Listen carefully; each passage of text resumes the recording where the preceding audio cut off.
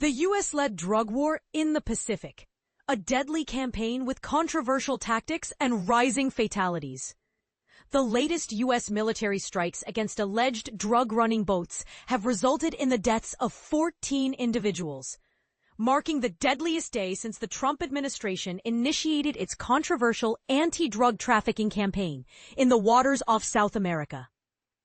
This campaign, which has strained ties with regional allies and sparked speculation about its true motives, has now claimed at least 57 lives across 13 disclosed strikes. But here's where it gets controversial. The U.S. has provided no evidence to support its claims about the boats, their connection to drug cartels, or even the identities of those killed. And this is the part most people miss. The strikes have escalated tensions with key allies like Mexico and Colombia, countries whose cooperation is crucial for effective anti-narcotics operations. On Tuesday, Defense Secretary Pete Hegseth announced that the U.S. military had conducted 3 strikes on 4 boats accused of carrying drugs. The strikes, which took place off the coast of Colombia, resulted in 14 fatalities and left 1 survivor. This was the first time multiple strikes were announced in a single day, indicating an intensification of the campaign. A statement from an anonymous Pentagon official revealed that one of the attacks was followed by a rescue attempt, with the military spotting a person clinging to wreckage in the water. The survivor's location was passed to the U.S. Coast Guard and a Mexican military aircraft operating nearby. However, the fate of this individual remains uncertain, with Hegseth stating that Mexican search and rescue authorities assumed responsibility for the rescue, but providing no further details. Mexico, a key regional ally, has criticized the strikes and is still conducting a search for the survivor. Mexican President Claudia Sheinbaum expressed her disagreement with the attacks, stating, "We want all international treaties to be respected." This criticism comes amid strained relations between the U.S. and Mexico, as well as Colombia, over the escalating drug war.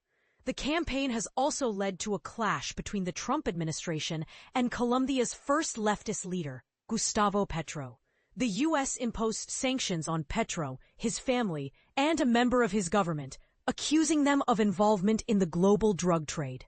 In a previous strike with 2 survivors, the U.S. military rescued and repatriated them to Colombia and Ecuador, but an Ecuadorian man was later released due to a lack of evidence against him.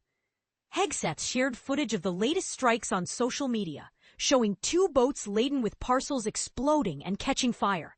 The 3rd strike appeared to target a pair of stationary boats, which were largely empty but had at least 2 people aboard before an explosion engulfed both vessels.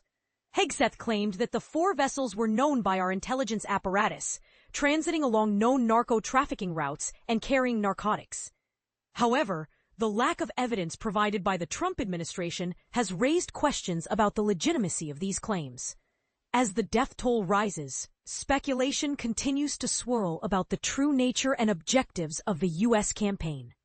The Trump administration has asserted that the United States is engaged in an armed conflict with drug cartels, justifying the strikes as part of a war on terrorism. President Trump has even suggested that similar strikes could be conducted on land. In his announcement of the latest strikes, Hegseth drew parallels between the military's actions against drug trafficking and the war on terrorism following the 9/11 attacks.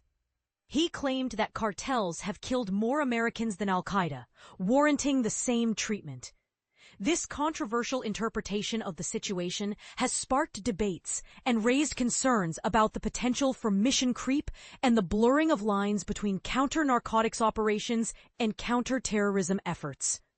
What are your thoughts on this escalating drug war? Do you believe the U.S. has a legitimate case against these boats and your alleged connections to drug cartels? Or is this campaign veering into dangerous territory with its lack of transparency and potential for unintended consequences? Feel free to share your opinions and engage in a respectful discussion in the comments below.